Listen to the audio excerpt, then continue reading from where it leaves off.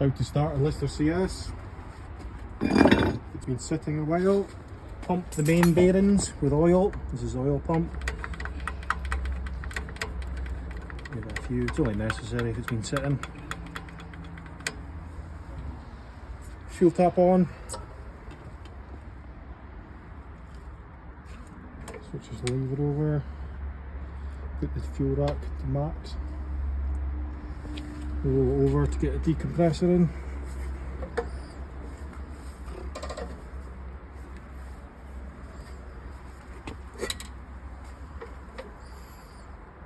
Like so.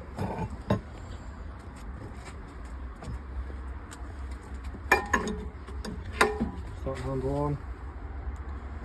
Wind it over. Once you've built up enough momentum, switch over the decompressor. It should start. If not, try again.